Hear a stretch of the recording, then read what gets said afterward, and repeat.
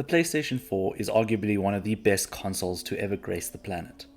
The PlayStation 4 has so many fantastic games, how could you narrow it down to just 5? I had to look long and hard at my games that I've played on what is probably one of my favorite, if not my favorite, system of all time. I mean, the PlayStation 4 still goes on into the generation of the PS5. It is why we have this abnormally long period where we have cross-gen games, whereas in the past it used to be maybe 2 or so years and then most publishers would stop publishing on PS4. We now have these weird cross-gen games that are actually initially being released on PS5 and then coming back down to PS4. I'm thinking of EA's Star Wars Jedi Survivor. Hogwarts Legacy did the same thing, and what is still baffling about those is they are far from unplayable games. Yes, their graphics might not be quite as powerful or as visually pleasing as the PS5's, and they might not be as steady, but the fact still remains, a lot of these games are still very, very playable on PS4.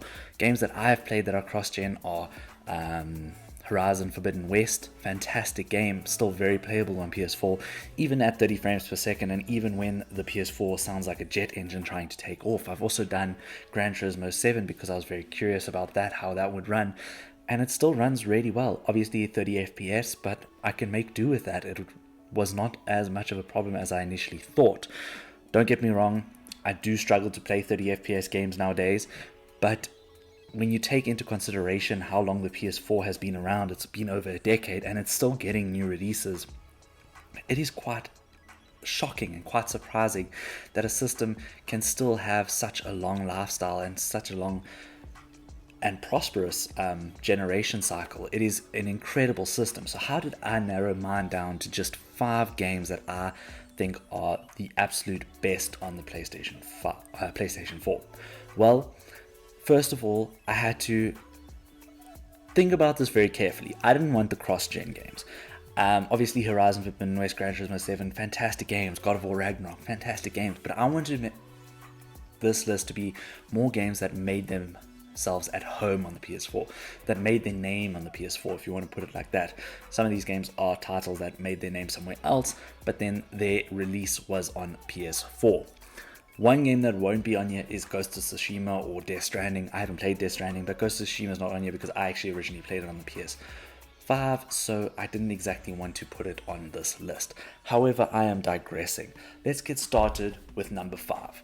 And number 5 is a game that is very, very special to me because it's one of the games that I've spoken about it a couple times, and it's a game that I was hyped for before I knew what hype was, and that is Horizon Zero Dawn.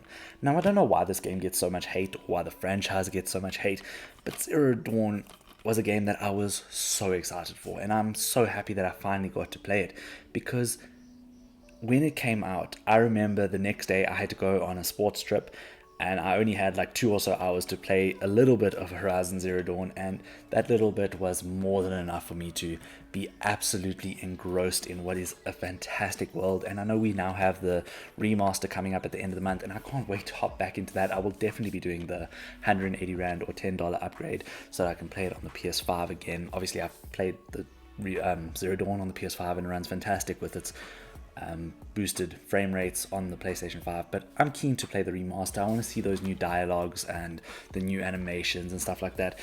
But I digress. Zero Dawn is one of the most exciting games that have come out in the last decade. It tried something very different to what a lot of many people were doing at the time, and I mean, I know for a fact when I first saw the Thunderjaw walking across the screen, I was engrossed. I wanted to play this game. I had no idea what the game was about. I had no idea what the game was doing. But just seeing that Thunderjaw reveal, I knew I had to play this game. And when I did, I was not disappointed. This is a fantastic, fantastic game that I think everyone really should give a chance. And don't hate on it too much, because I love this franchise. If you don't like it, I can't change your mind. But for me, Horizon Zero Dawn is a phenomenal game that really defined my experience on the PlayStation 4. Number 4 on this list is something that is incredibly hard to believe was a risk at the time. And it is a risk because it is a well-beloved character from a well-established IP being done by a studio that has never really done something of this sort before. A studio that I love for a different franchise. However, they knocked it completely out of the park with SpiderMan. This game came out at a time where the Sony studios were well and truly getting into their stride. I mean, I remember when the Spider-Man white logo swung across the screen. I didn't know whether to be excited, concerned, or a little bit of both. By the time the game came out and I eventually got it, what you'll notice a trend with all these games is I got all of these pretty much on launch except for one. But when I got this game on launch, it just blew me away. It blew me away what Insomniac were capable of doing with New York City. And as a avid admirer of the PS2 Spider-Man game, I'm talking Ultimate Spider-Man, Spider-Man 2 obviously, this game is well and truly leaps and bounds on top of those games. It is an incredible game with a great story, touching story, and the open world is one of the best we have ever seen, one that Sony didn't exactly decide to change, or sorry, Insomniac didn't exactly try to change in Spider-Man 2 or Spider-Man Miles Morales. They just kept the same city, obviously just updated it a little and added onto it in the case of Spider-Man 2, but it was so well crafted that they could just do something so simply. And I love this game. In my opinion, this is the best of the 3 Spider-Man game. I love the others, don't get me wrong, but there's something so special and unique about this one specifically. I think the story is much more impactful and I love it so much. Now, number 3 on this list is a game that I have so many mixed emotions about, so many contraring or opposing beliefs. When I first played the game, I did not relate to it. I did not like it. It wasn't a game that I was interested in.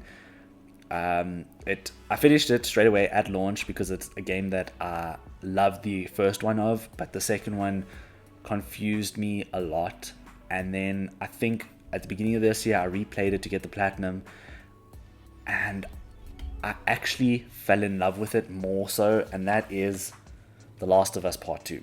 Now, The Last of Us Part 2 is arguably one of the most controversial games of all time, and that has a lot to do with the fact that, well, it wasn't exactly well received for its narrative and some of its characters, but what it did do is exactly what it set out to do. It wanted the players to feel disillusioned, disenchanted with beloved characters that they had fallen in love with. It really set the narrative, whereas the first one was about having hope for the future. This one was straight revenge. It was a dark tone. They wanted to show how cruel this world was, and you have to admit, Naughty Dog really achieved what they set out to do. And I think when I looked at it from that perspective at the beginning of the year, not to mention it's an incredible world, beautiful graphics, gameplay is fantastic. I don't like gun games, if that's the way to put it. I'm terrible at aiming, so like third-person shooters, Uncharted, Last of Us, but the gameplay in The Last of Us is spectacular. So even though I initially did not enjoy my initial playthrough with The Last of Us Part 2, when I replayed it, I realized how fantastic this game truly is, and I loved every second of it. It is a phenomenal game that does deserve a lot more respect than maybe it does get. However, I can understand where both parties are coming from. I can understand why someone would not like it and why someone would love it. It just depends on which side of the fence you sit. In my opinion, the story in The Last of Us Part 1 is far superior. I just felt I resonated more with that. I liked the idea of hope. Whereas, obviously, I don't dispute the need for revenge in the case of the characters in The Last of Us Part 2. I just believe that I enjoyed The Last of Us Part 1 more. Number 2 on this list is a game that I never played the originals in the franchise, and this is the game that got me into the franchise, as well as opened me up to what is one of the best told narrative stories ever created. And you can shoot me down, you can say whatever, but God of War 2018 is a phenomenal game. And by all accounts, I probably should not have had this game. I actually had bought a different game a few weeks prior or a month prior to owning God of War that I tried to fall in love with. However, I just couldn't. And that game was Monster Hunter World. I just did not get in. I loved the way Monster Hunter World looked. I just could not get into it. So I traded in, and on the day of release, I got God of War 2018. Now, I didn't pre-order the game. I was just lucky enough to get a day one edition, because obviously when you go there on day one, you usually get them because they don't sell out that fast. But God of War 2018 is phenomenal. How do you take a character that is so one-sided and so one-dimensional as Kratos kind of was? I mean, we saw a lot of his emotions in the Greek mythology, don't get me wrong. I've just recently finished God of War Chains of Olympus, and his interactions with Calliope right at the end, which was his daughter, were actually quite heartbreaking, and I didn't know that those games had such deep narratives. However, it is nothing as to what compares to God of War 2018 and then the sequel, which is God of War Ragnarok. Now, God of War 2018 is amazing. It is a great RPG, and I know that is a very strong term to use with such a game, but there are RPG elements within the game. And on top of that, the world is this weird culmination between sort of open world but sort of not, and the gameplay is incredible. Dropping the camera to over the shoulder for Kratos, especially with his Leviathan axe, is one of the most, I can't think of the word, but it is a brilliant decision made by the developers, and I love this game. This game really opened me up to the world of God of War. I cannot say enough good things about this game, and if it wasn't for number one, this would easily be my number one game, if not of the PS4 generation, of all time. But because one of the first games that I ever played on the PlayStation 4 was kind of a game that ruined gaming for me afterwards, because it is such a good game that I still go back to it now. It is a game that I have countless hours in. I think it's sitting at over 250 hours. I've done 2 full proper playthroughs, but there are probably multiple other start playthroughs. You know how it goes, and you'll understand why when I show you the game in just a second. And that game is The Witcher 3 Wild Hunt.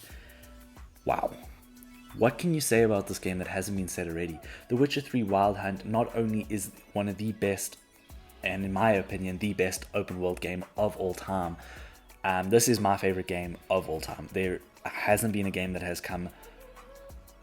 There have been a few games that have come slightly close, like God of War, something like Dark Souls Remastered, but this is the game for me. If there's one game that I could play for the rest of my life, and you could only choose one game to play, this is that game for me.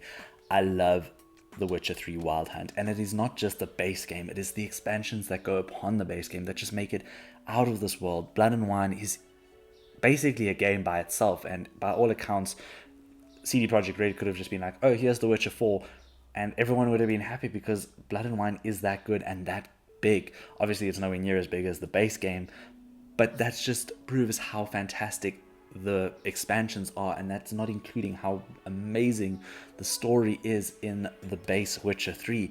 I was enthralled for all the 80 hours that it took me to originally finish the game, plus the other 20 or 30 hours that it took me to do Hearts and Stone and Blood and Wine, and then my more recent playthrough in 2022 where I decided to go for the Platinum. I then did the Platinum, which was an amazing experience. The Death March difficulty, especially on your second playthrough, is nowhere near as difficult as people maybe make it out to seem, especially if you have all your New Game Plus stuff set up perfectly by the time you go into it. It is actually the best way to play that game, in my opinion, or this game, I should say. Blood and Wine is... or the stuff in Blood and Wine makes a New Game Plus playthrough of The Witcher 3 very, very bearable, and it makes you actually engage with systems that I didn't actually engage with in my initial 100 plus hour playthrough. The oils, the potions, all those things I did not really engage with. I did not see them necessary because the game didn't make it necessary for you to play with them. However, in Deathmarch this becomes very, very necessary, and it is such an amazing system.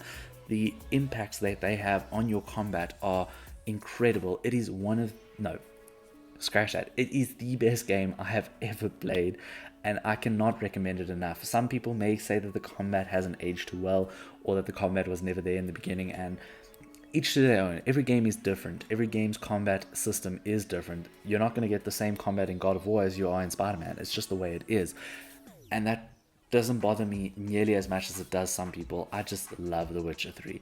I cannot recommend this game enough, and I cannot stress enough how much it has impacted my love for the PlayStation 4. It is my favorite game of all time, and yes, I'm going to repeat it and repeat it and repeat it because it just stands true till this day. And I cannot believe that a system that was released it is over a decade ago, has such a fantastic title. And we've obviously had the next gen update for The Witcher 3, and we've had snippets of a hinting at The Witcher 4 at this point, which probably won't be continuing Geralt's adventure, because I do think the culmination to Geralt's adventure in Blood and Wine shows that he should be maybe passing on the torch to someone else. But The Witcher 3 is incredible. Such an amazing open world, such an amazing cast of characters, such a game that defines what gaming should be, in my opinion. I love The Witcher 3,